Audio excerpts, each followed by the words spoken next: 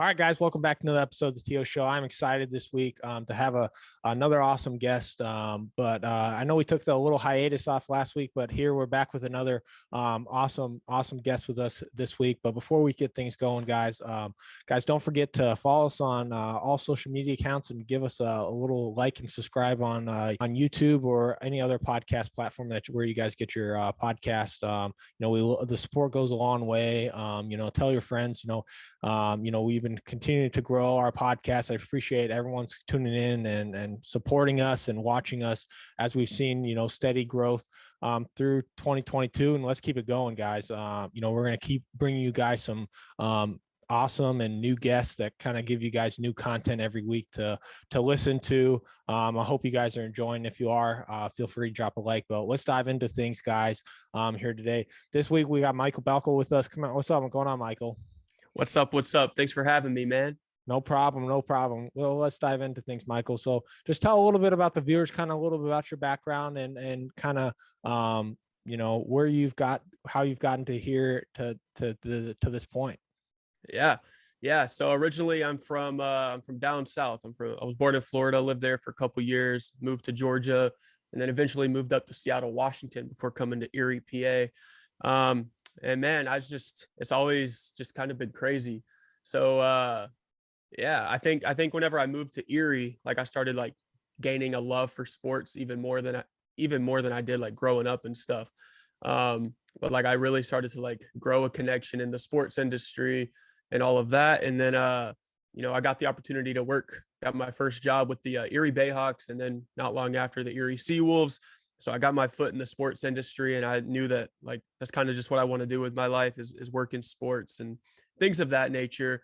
And then, I go through high school, went to Erie First Christian Academy, played football at Mercyhurst Prep, and I fell in love with sports even more, obviously, because playing on a team and stuff like that, it grows you closer to the sport, more specifically football. So, after high school, I just started working at random jobs and just to pay the bills. I never really, knew what I wanted to do right out of high school, which is fine, and then, over time you start to learn what you want to do. And I learned that very quickly I wanted to become a writer about sports or just do something with sports. Obviously I've been working for these sports teams in Erie for years, and I just want to take that to the next level, and start getting paid even more to do something with sports full time. And eventually I got a writing gig with fansided.com. I wrote about the New Orleans Saints. It's my favorite team, so I was writing about them.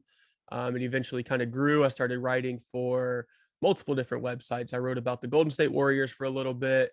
Wasn't a Warriors fan or anything. I was just the same editor was also running that website. So I was like, screw it, let's do it.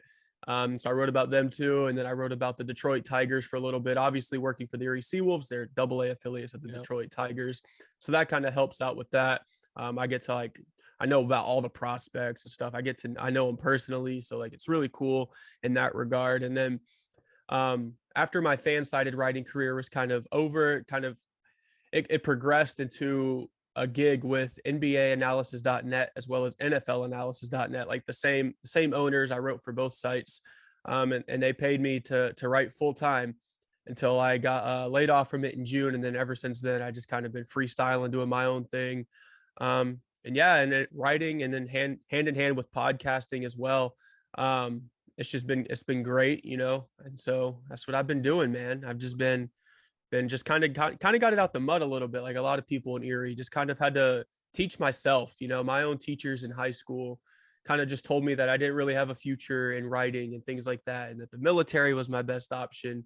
And it's just been nice to kind of prove them otherwise. Yeah, I think that's awesome. We'll dive into things as we go on here, but what kind of made you draw to sports, and then also kind of led you down the avenue of sports writing, and what kind of made you want to really put your full career to sports?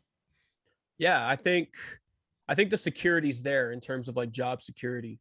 So I think that's what kind of to answer the last part of that question. But I've just always had a love for sports, man. Like I've just always watched it. And like in Washington, I live with my aunt and uncle out there, and they weren't sports people at all. So anytime I wanted to know anything about sports, I'd have to like sneak on the laptop and look up stuff, or I'd have to like steal the Sunday newspapers and try to read the scores and what's going on, stuff like that. And, I feel like if I'm going to go through all that effort and like get grounded every other week, it was crazy. Like these people did not like sports at all. And like I got Wow. in trouble for liking sports. And Wow. I was just like, screw this. Yeah. And so I came to Erie, moved with my mom, and she was just like, do whatever you want to do. And I'm just like, that's a bet. I want to play football. Like I want to do this and that. And she let me do everything. So shout out to Mama Dukes for that. But yeah. And then, I kind of left this off in the first part, but I actually had an Instagram account. I mentioned it. I'm a huge New Orleans Saints fan. Always have been.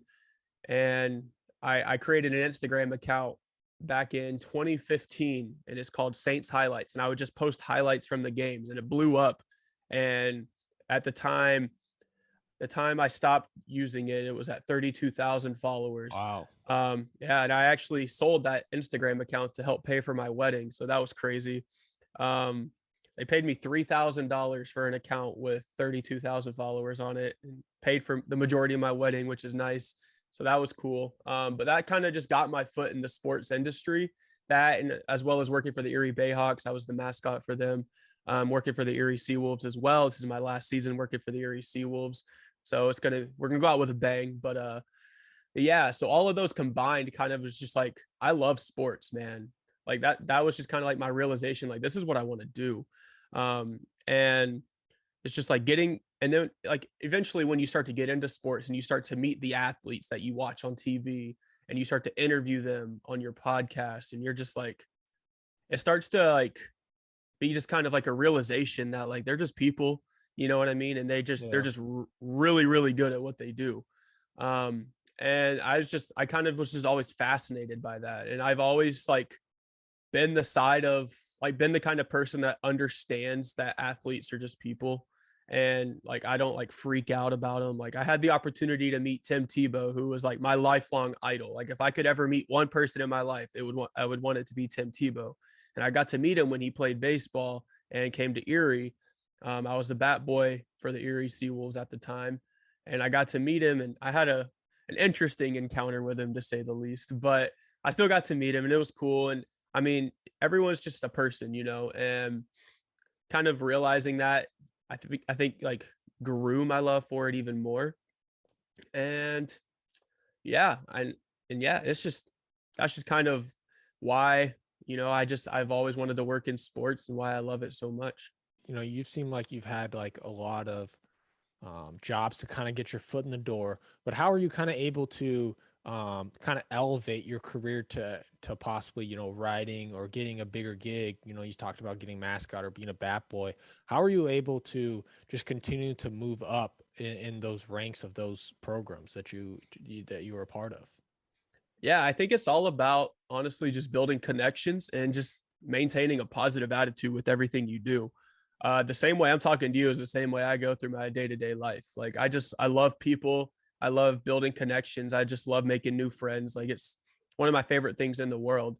And, getting to do so, and like meeting new people and then seeing other people grow and cheer for their success the same way people cheer for your success is like one of my favorite things ever. For example, like I've worked at the Seawolves. This is my 9th season I'm going to be working for them. And like there's been people that have gone on to work for the MLB and work in the NFL, and like they remember me, and they're super cool and stuff like that. And like if I want to go to like a Pirates game, like I know I can go to a Pirates game, get a suite for free. Like I That's got awesome. friends that just work up there, man, and it's crazy. And I'm not saying to like build connections just to get like free stuff and stuff Yeah. like that, but just building connections and then genuinely cheering for people's success will go a long way into helping with your own success. And then I think just doing everything you possibly can to like not overstep, but also like self promote yourself. Mhm. Like, for example, like I'm wearing a Michael Balko show hat right now. Like, you know what I mean?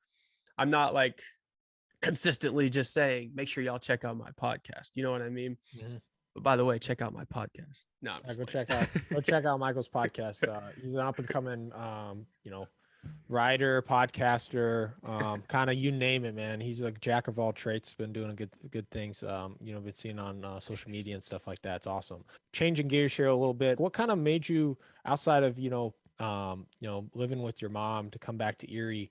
How have you why did you come back, and how have you kind of embraced, the city and the town of, Erie, Pennsylvania? Yeah. So Erie is a city of opportunity. And that's why my mom came here from down south. And that's why I eventually came here. Kind of how it all started was my mom is a recovering addict. And, she was not in a mental state to be able to take care of me and my brother at the time, until she got sober and clean and stuff like that. She's very okay with me sharing this story. So, um, she got clean. She moved up to Erie, and Erie's a big reason why she got clean. She was able to like make connections here and just have a good support system here. And ever since she got clean, I've always just wanted to be in contact with my mom. And I was when I was with my aunt and uncle up in Seattle. I wanted to just be with my mom. I wanted to, like, because I hadn't really gotten a chance to be with my mom since I was like 9. So I was just like, I just want to be with my mom. And when I was 15 years old, I was able to come here for like a summer vacation. And by the end of the summer vacation, I was asked, like, do you want to stay or do you want to go back to Washington? And it was a tough decision, at the time. And because, Washington is kind of all I knew, I kind of had roots there and stuff like that. I had a friend group and everything. And, I just saw from a young age that like my opportunity to do what I wanted to do in life would be in Erie, and to be with my mom, and to just kind of live life the way I wanted to and not have to be so like restrained. And there's nothing wrong with like having strict parents or strict guardians or things like that. That's probably for the best Yeah. sometimes. But my mom kind of allowed me to live and learn, so to say. And like I think that's why I never like got into drugs or alcohol or anything like that. And it's just because like I saw kind of what she went through. I was able to like figure things out for myself growing up, and I didn't have to like consistently be instructed like don't do this, because like I knew not to do it because I saw what happened to her. And so when I came to Erie, I just automatically fell in love with it. Like just right off the bat, just fell in love with the city. And I was living on like the east side of Erie. So like there's not much to love out in the east side of Erie, Mhm. but I still managed to fall in love with it, the people here. And they welcomed me with open arms. I had a good church here and stuff like that, and a lot of friends that I made very early on living here. And I was like, I'm staying, and I just continued to grow those friendships, those relationships. And um, I got into sports. My first year in Erie, it was very short notice because, like I said, it was at the end of summer vacation. That's usually when like people are like figuring out where they're going to school, and I didn't know, so I just did cyber school for a year Yeah. and slacked the hell off. Like I did not do a single class probably all year. I don't think I completed anything. So basically, it was just like an extended summer vacation for that entire like sophomore year. Um, and then eventually the next year, I went to Erie First Christian Academy over on Oliver Road, right across from Splash Lagoon. Went over there, and I spent the rest of my high school years there, and gained a lot of good friendships there, and was able to play football at Mercyhurst Prep. And then my senior year I played soccer and won a championship for my school as the goalie and things like that. And I got to like experience everything I ever wanted to experience. And I still didn't really know what I wanted to do after high school. I knew college wasn't really my thing. Never been a big like school guy, so I was just like, you know what, I'll just work. I'll just work and see what's up. And I was just working jobs like constantly trying to just make ends meet. I was living with my mom, and then just kind of I just kind of grew into everything that we kind of already talked about. I just Yeah. one Awesome. thing after another, one job after another. And yeah, and I think whenever I started my podcast is when I really started to like fall in love with the city of Erie more, though, is because like I was very nervous to start my show at first because I was really concerned with the way people would think about me and view me. But it's been so welcoming. Like people just I don't even really know, just hit me up on Instagram or Twitter. They're just like, yo, I love what you're doing. Keep repping the city. Like shout out to the 814. Things like that. It's just like things like that make me realize that what I'm doing and my message that I'm trying to share to people is worth it. Um, and I mean, I don't get paid anything really to do my podcast. So, just being able to change lives and get messages like that means the world to me. Yeah. What kind of made you want to start the podcast? I think my biggest motivation for my podcast was my wife. She kind of was just like, babe, you should start a podcast. And I'm just like, I don't know. And the reason she kind of said that is because at the time I had that Instagram account that I was talking to you about, Uh-huh. and I was just doing like Instagram live Q&As, and I was starting to like transition that account into like personal growth and development a little bit. Yeah. Like I was trying to like use that account to better suit me for my career in sports, which it did. Um, and before I sold the account and stuff like that, I was doing Instagram live Q&As. Like I had current Kansas City Chiefs fullback Michael Burton on there. I had Alex Highsmith, who's a defensive end for the Pittsburgh Steelers. Just a lot of cool dudes on there. And I would use it like especially around like draft time, like right around now, Yeah. when dudes are like wrapping up their combines and their pro days, and I would interview them in front of a large audience to help them gain exposure and things like that. Um, and dudes, I mean, regardless, like it was a Saints fan page, but it was starting to transition into like personal growth and development, like I was kind of telling you. Um, and I just really wasn't like feeling it anymore. And I was just like, I want like a more like better, I would want like a better place to put these, because like this is just kind of like a tacky, like it's weird. I don't like the way it uploads to YouTube and stuff like that. And so that's kind of where I started putting them, was YouTube. And then I was like, I don't really like the way this uploads and things like that. And my wife, she's like, start a podcast. And I'm just like, well, podcast is like, I feel like you go from like Instagram live, and then like you take like a huge jump whenever you go to like a podcast. Yeah. And so I was just like, well, a podcast, like that's like a big deal. Like I've always kind of flirted with the idea of a podcast, but like that's like once you take that step, it's just like I feel like once you start one, there's no like backing out of it. And she's just like, yeah, but like you're always going to have content. You are who you are, and I'll help you set everything up, because believe it or not, I'm not all that like technologically savvy and stuff. It Mhm. took me like 30 minutes to figure out how to hop in this Zoom call today. But I'm not that great with stuff like this. But she helped me do everything, man. And it's great. That's literally exactly what you look for in a lifelong partner. And she was outstanding in helping me start all of that. And I mean, shout out to my wife, because she is such a trooper. She always supports me. She's always just constantly my biggest cheerleader. She helps me out with everything, and she gets as equally hyped up whenever I interview an athlete. Mind you, she doesn't care. She doesn't give a damn about football or anything. She's just like, Yeah. oh shoot, you got him. That's dope. But she'll try her absolute hardest. She's so adorable with it too. She'll try her absolute hardest to be like as supportive as possible and try to like talk football with me. And it's great. I love her to death.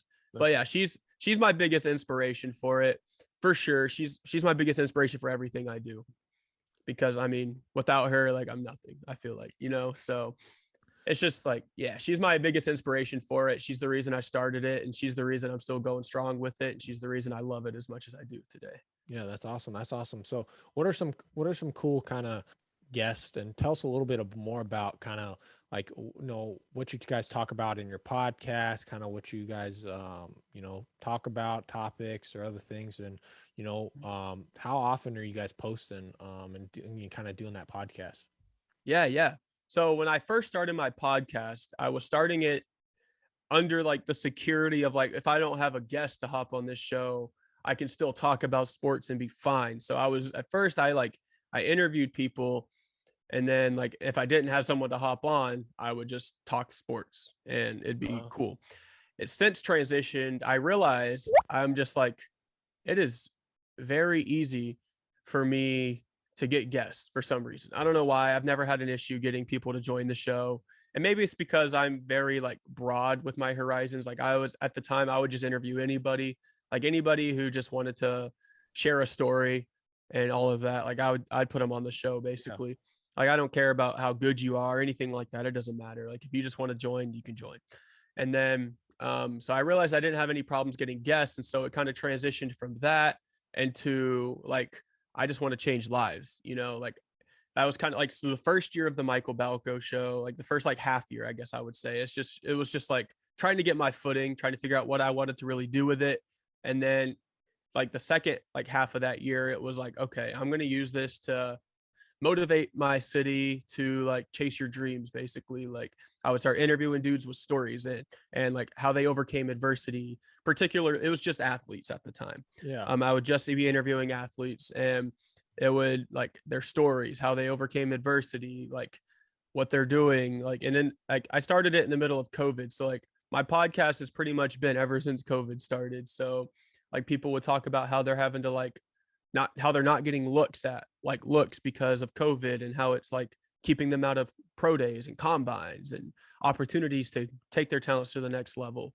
And then I would interview guys that were in like the fan controlled football league or the XFL or the CFL. And then like everyone just has like the same goal, and it's to get to the NFL. And it's like, it's cool to like listen back at some of them and just like listen to their stories and see where they're at now. And a lot of these dudes are like getting close to the NFL. They're still chasing it. Like it's inspiring. And then more recently, it kind of transitioned into like, I just want to change lives in general.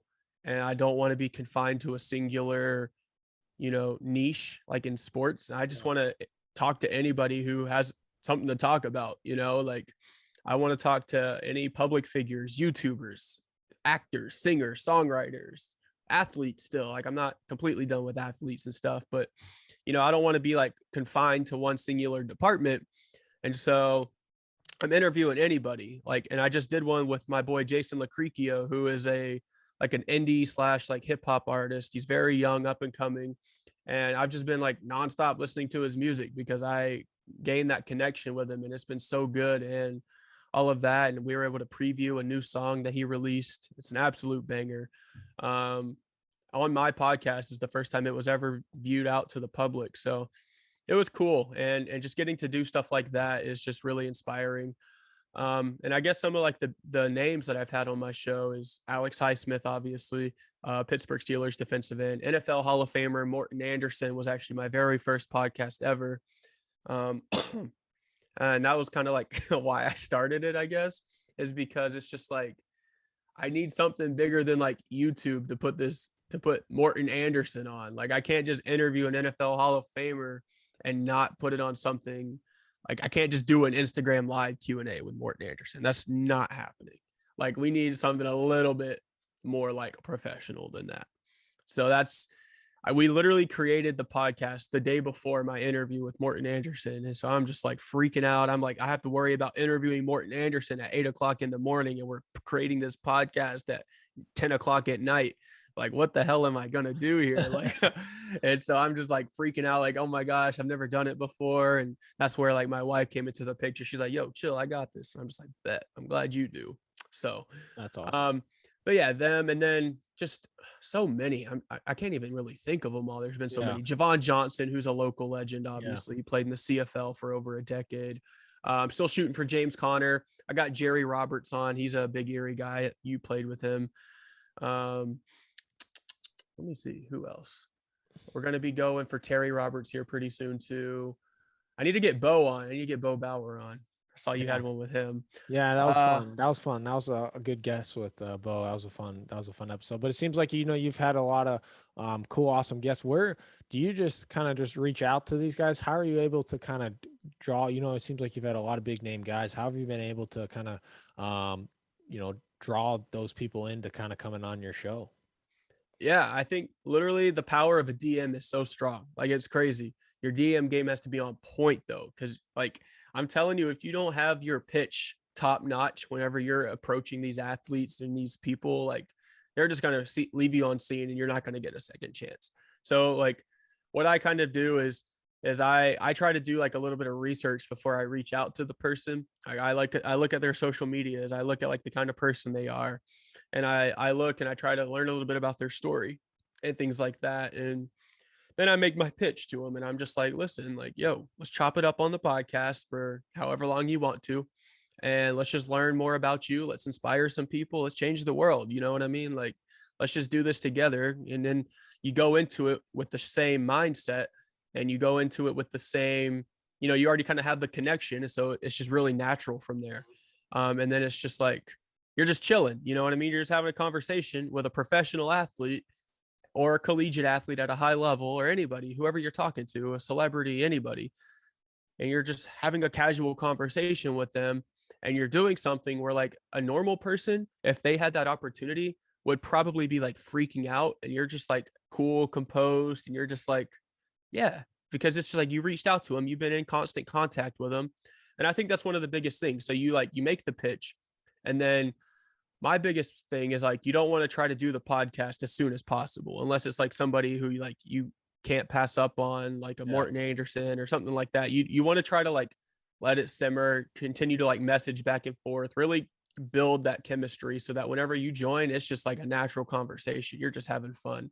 But yeah, that's pretty much how I'm reaching out to people. More recently, like when it comes to athletes, I've been having to go through agents, and that's when things get tricky. And especially when you go into like the music industry and you're trying to go through agents, and it's wild, but that's when it gets a little bit more complicated. But whenever like, if you get dudes at the right time, like especially like draft prospects and things like that, if you get them at the right time, they'll just be like, yeah, man, I'll join your show. And you just have a cool, casual conversation. It's awesome. That's awesome. That's awesome that you're able to kind of pull in that tool and be able to continue to get your network and continue to expand on your network with new people every day. I think that's awesome. But going back to a little bit about you said you were able to kind of just go on these Instagram lives or on YouTube and just kind of just chop it up by yourself. For me, it's a little bit, I struggle with that, just being able to, I feel like I talk for 5 minutes by myself and it's like it feels like an eternity. Like, how are you able to kind of just continually do that on kind of on your own, where it's just like I can just talk about sports and just freely talk about it for as long as I need to talk for. Yeah, I think it's a lot of it has to do with just like at the time with the Instagram live, like I had such a large following that I knew every time I went live, I was going to get 500 to 600 people in there. And so people are going to comment and I can just answer questions and things like that. So that helped a lot.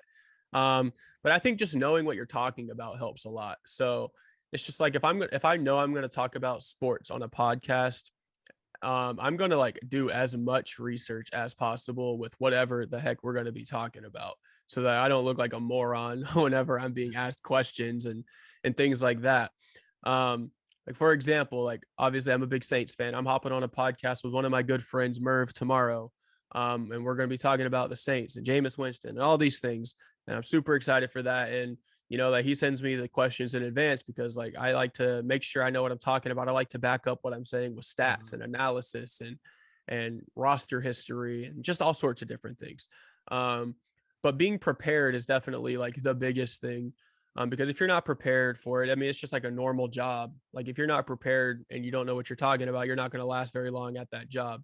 So I think that helps a lot. It's just preparation and then just being punctual, just like if you say you're going to go live at 6 o'clock, go live at 6 o'clock. Don't go live at 7. Don't go live at 6:30. Don't go live too early. Just go live at 6 because that's when people are anticipating you going live. And then just using the social media to your advantage overall. Like for example, like if you're just like I have a pretty consistent following on all of my platforms. Twitter just kind of like exceeds all of them. Yeah. But because I think I'm at a little over 7,000 on Twitter, but like Instagram, I have like a little over 1,000. TikTok, I have a little over 1,000.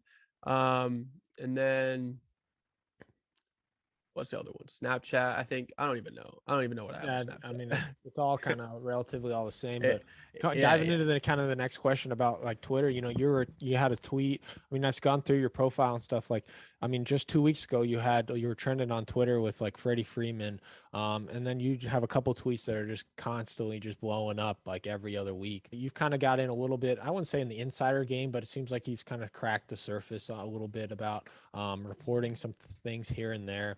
Just talk a little bit about diving into that insider game, but also, talking a little bit about, you're trending on Twitter and having these awesome tweets. Just talk a little bit about that. Yeah, it's wild. It has been a really crazy like past couple of weeks because I feel like that was like my first time trending on Twitter. That was like, those were some of my like biggest news stories, and technically I got it wrong if you want to look at that, but not really. I don't know, but yeah, it's been crazy.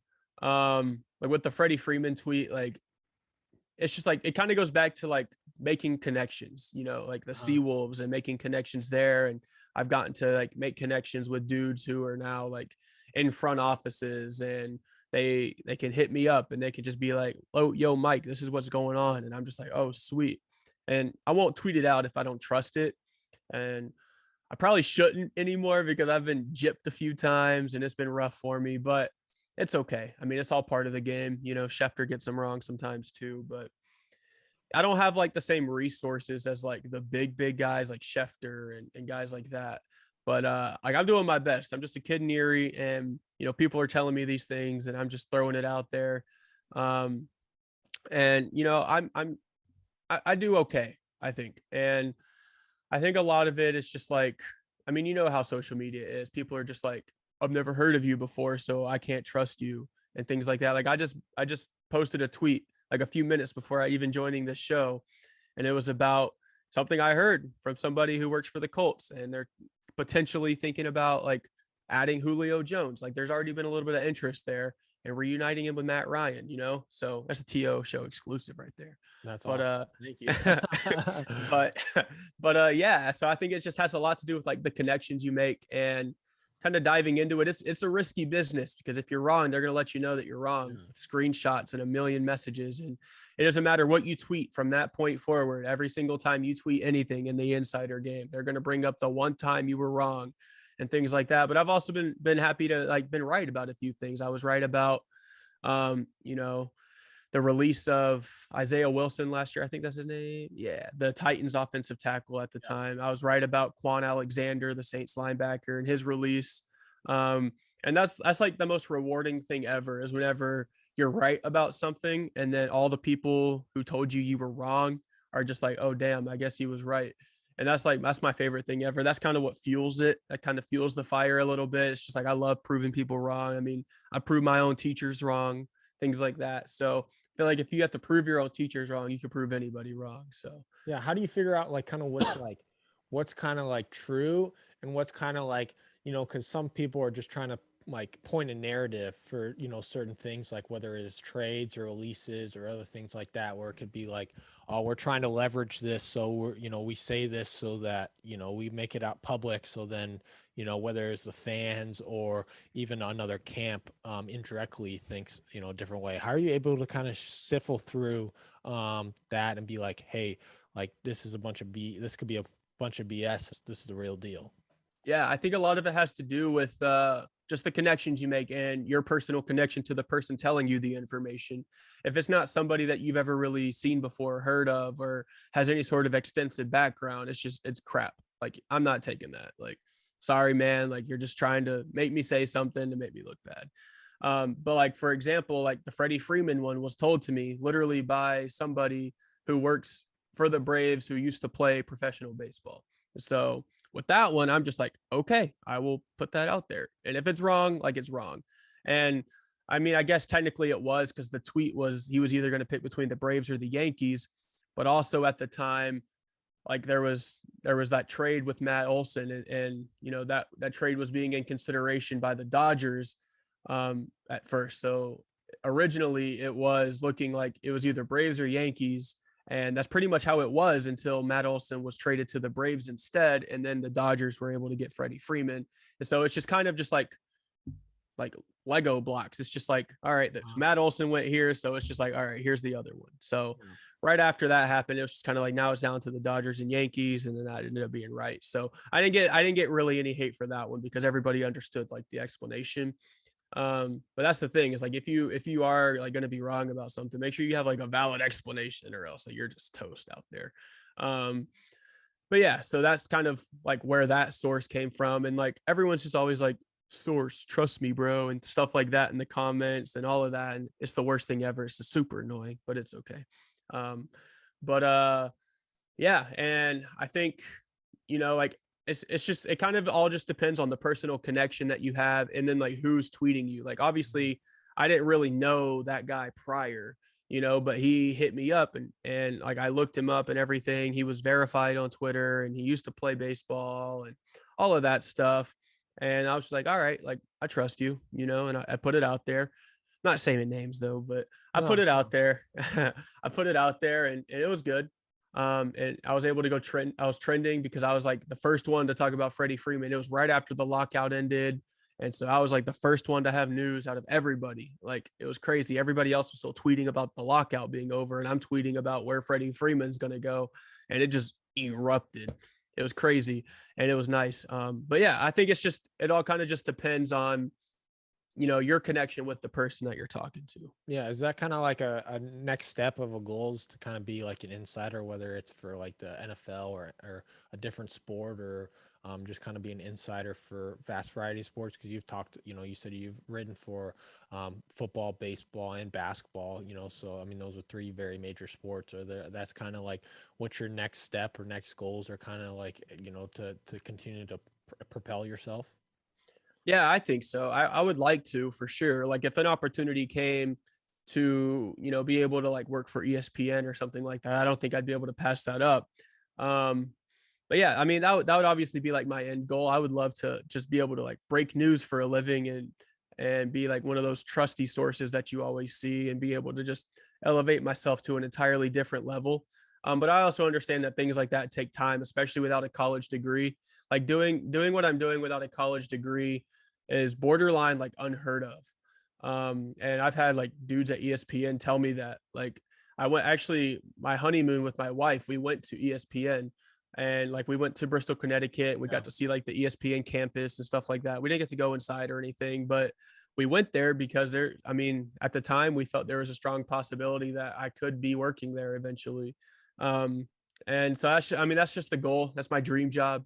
That's where I want to end up eventually. And I think, I could see myself being there eventually. I always bet on yourself, and that's a bet I'd be willing to place. Yeah, awesome. Yeah, I think so. What do you think? Like, how are you okay with like being, how do you like being okay with being like, and not necessarily you're wrong, but like you just be like a hair off or whatever, and just continuing to like, kind of build a reputable like source or brand where you're able to kind of like break news. How are you able to kind of just like deal with that? Because I mean, you're not going to hit them all, hit them all right. There's going to be Mhm. things that you'd be close, but it's not exact. How are you okay, kind of like, continuing and being like that? I'm not gonna lie, it's tough. It really is, especially like I kind of like briefly retired from like breaking news whenever I was incorrect about um like Taysom Hill being named the starting quarterback for the New Orleans Saints to start the season. I was incorrect about that tweet, and obviously being a Saints fan and working in Saints media, like Who Dat Nation will just rip you up, and they did. Like, they let me hear it, and it was like I couldn't even handle it. I had to uninstall Twitter. Like it was rough. It was really tough for like a good couple months. And I mean that people still have screenshots of that tweet, and they still show it to this day. Um, but it's just like one of those things where it's just like, am I going to give up? It's just like if an athlete makes a bad play, like, are you just going to not play your sport anymore? Like for example, Marcus Williams missing that tackle, letting Stephon Diggs advance the Vikings to the next round of the playoffs. That's like kind of the same way. Like I kind of relate to that a little bit. Like, I just think about that anytime I'm like super down. I'm just like, hey, I mean, shoot, professional athletes mess up all the time, and they're still doing what they do. Why the heck can I not still do what I do? And then I had like a few people, like whenever that was going on, they messaged me, and like obviously there's hundreds and hundreds of messages of just pure hate and things like that. But then you also get like one message, and it's just like, I just want you to know that, like, yeah, you were wrong, but keep chasing your dreams. Like it's going to pay off for you eventually. And that message outshines every negative comment that you get, every negative message that you get. Um, and I mean, it was bad, man. Like Tyler, man, I was getting like death threats, bro. Like Jeez, because jeez. people are betting on it. Like whenever you're verified on Twitter, people value your opinion, Yeah. and like your people are betting. They're putting like thousands of dollars on Taysom Hill being named the starting quarterback. And if you're wrong, then you're wrong, and they're gonna let you know, and they're gonna like it's crazy. But yeah, I think it's just an overall persistence. And then it's just like sometimes you just have to know when to just log off, like if you know that your tweets, if you're wrong about something and you really don't have a valid explanation as to why you were wrong, and you don't want to like, because one of like the biggest unwritten rules is you just never throw your source under the bus. And I chose not to go that route, obviously. I was not going to like throw my source under the bus or anything like that. And I was just going to just man up and just take it on the chin. And I did. And Yeah. And, I'm happy to say that I did not completely retire. I'm back and we're trending and it was crazy. It's been a crazy like 2 weeks and I'm still going strong. And like I said earlier, I made a tweet right before this show and I think it's gonna hit and I think we'll be fine. Awesome. I mean, I feel like that there should be some sort of, you know, accountability on some sources side. I mean, I just feel like, pushing that false information out, I think is like to people is just, I don't know. I don't feel great about it because it's like, you're just there and they're telling you. It's like, well, at the end of the day, like, is this person's? If you continue to trust this person and push a narrative one way or another, I don't know. I like torn on it because it's like you don't want to give up your sources necessarily, but I feel like if you're wrong, there should be some sort of like almost accountability. Be like, yeah, this person like in the building is telling false information to these people. I don't know. What are your thoughts on kind of like the Yeah. whole narrative on that side? Yeah. So kind of the way it works is like us media people, like we all just kind of have like people that we reach out to and we kind of like have our own like we message each other like privately and stuff like that. And so like kind of once the word gets around that this person sucks at their job, you know what I mean? Like Yeah. meaning the source, like Yeah. they're not a reliable source, like that's over for them. Like all they need is one time. And I was really early on into my like reporting career. And so I was just like kind of looking for something. And so like this guy, I mean, he was borderline. Like I could have taken it, I could have not taken it. I decided to take it, and so that's kind of my responsibility. That's my fault. Um, and after talking with a lot of like media people, like friends and stuff like that, that are also in the industry, they were just like, "Listen, man, I usually don't throw something out there unless I have two or three different people telling me the same thing." And that was like my biggest thing. I'm just like, yeah, maybe I shouldn't like always just chase the clicks and chase the story first. Maybe I should like do my research.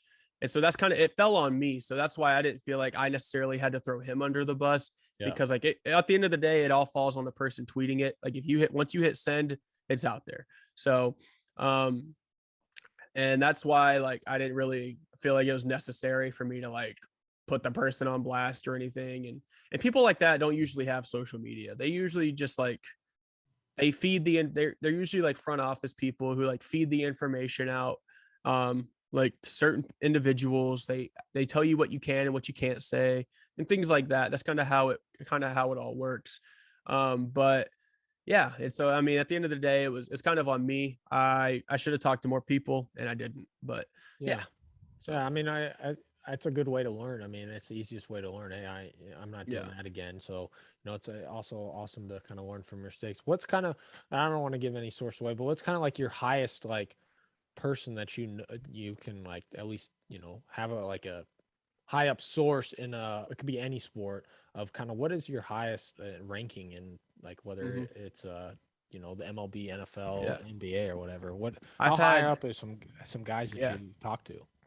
Yeah, I've had agents, like direct agents. I've had players themselves hit me up. I've had like, that's probably like the highest it goes. It doesn't really get Yeah. much higher than the Yeah. players or the agents. So I've had those. I haven't gotten like any owners or I haven't gotten any like general managers or anything crazy like that, but Yeah. I have gotten players hit me up directly, say, "Hey, yo, this is what I'm doing." Like for example, like my friend Caleb Begans, who just did Texas A&M's pro day yesterday. He's gearing up for the NFL draft this year, and he's telling me like, "Here's what you can say. Here's what you can't say." Um, Things like that. So like I'm in the loop of everything going on with him. I know what teams he's talking to. I know, what his numbers are looking like, where he's projected to go, Yeah. but he's also asking that I don't share all that information. So out of respect for him, like I only share certain things. But it's just cool to like have connections like that and to have like all these like sometimes I'll look through my contacts list and I'm like, wow, I got like all these crazy people in here. But yeah, it's really cool to just like have players themselves telling you like what they're doing, like letting you break the news. Like for example, Clifford Taylor the fourth, he used to play football at Florida. He's big on TikTok now. And he was a social media graphic designer for the Los Angeles Rams last year. And like he's huge on social media, which is why that like announcing where he's going is like somewhat notable. Mhm. And I'm like, he did a podcast with me before and he was just like, yo, I am looking for someone to like announce where I'm going next. Do you want to be the one that breaks the news? And I'm just like, hell yeah, I do. And so like he told me straight up where he was going and everything. He told me the way I could word the tweet and things like that so that it didn't cross any boundaries for him, and it didn't, and it still like gave me the opportunity to like break the story. And so I was able to break that story. It's another one I'm easily right on, you know. And yeah, so opportunities like that are the cool ones for sure. Well, that's awesome. That's awesome, Michael. You know, before as we wrap things up here, where can they kind of check out your podcast, and where can they find you on social media? Yeah, so the podcast name is The Michael Balko Show. You can find me anywhere, really. I'm on Apple Podcasts, Spotify, Google Play Podcasts, anywhere you listen to podcasts, I'm definitely on there. Um, and then in terms of social media, you can follow me on Twitter. That's the big one, at Michael Balko Jr. You can follow me on Instagram at Michael.Balko. TikTok, I'm at Michael Balko. So any of those places you can definitely find me at. And yeah. Well, thank you, Michael, for coming on the show. Before we wrap things up here, guys, don't forget to, go check out Michael and his podcast. He's doing some awesome things. Make sure you give him a follow on Twitter. He's doing some awesome things. It's awesome to see Michael be kind of self-made and make himself. I think, it's a true awesome story, and it's still to be written, which is awesome. We're going to be cheering for you here at the TO Show, Michael, and continue to see awesome and great things. But guys, don't forget to subscribe to the TO Show if you want to see kind of more content just like this, man. Having an awesome guest just like Michael, Mr. Insider, Mr. Breaking News from the 814. Awesome to have him on the show. But do you have any last words for the viewers, Michael? Make sure y'all check out the TO Show. Okay, awesome. Thanks, Michael. All right, we'll see you guys. Peace.